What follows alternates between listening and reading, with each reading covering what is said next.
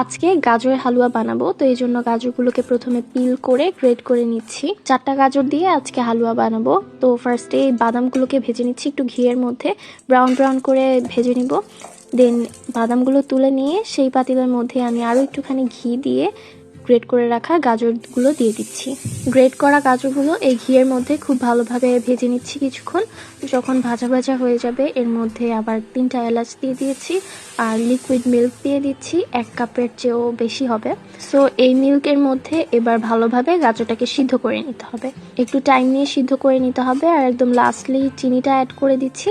আমি এখানে 1/4 কাপ পরিমাণে অ্যাড করেছি, তোমরা তোমাদের টেস্ট অনুযায়ী অ্যাড করে দিতে পারো। চিনি দেওয়ার পরও আরও কিছুটা পানি ছেড়ে দিবে, তো সেই পানিটুকু এর মধ্যে শুকিয়ে নিব। আর এখানে আমি নিয়েছি 1/2 কাপ পরিমাণে লিকুইড মিল্ক, তার মধ্যে 1/4 কাপের মতন গুঁড়া দুধ দিয়ে খুব ভালোভাবে মিক্স করে নিয়েছি। এইটাও এর মধ্যে দিয়ে দিব। এই মিক্সচারটা দেওয়ার কারণে হালুয়ার মধ্যে একটা ক্রিমি ফ্লেভার অ্যাড হবে। তো দেন এই সব কিছুকে বেশ ভালোভাবে কিছুক্ষণ রান্না করে নিব। যখন লিকুইড মিল্কটা একদম শুকিয়ে যাবে তখন সেই ভেজে রাখা বাদামগুলো দিয়ে নেড়ে চেড়ে নামিয়ে নিব। তোমরা চাইলে এটাকে আরেকটু আগেও নামিয়ে ফেলতে পারো। ব্যাস, গাজরের হালুয়া রেডি। তোমরা চাইলে এই পর্যায়ে এটাকে একটা ট্রের মধ্যে সেট করে নিয়ে বরফির আকার করে কেটে নিতে পারো, আবার চাইলে এমনিতেও সার্ভ করে নিতে পারো। তো আজকে এখানেই শেষ। আল্লাহ হাফিজ।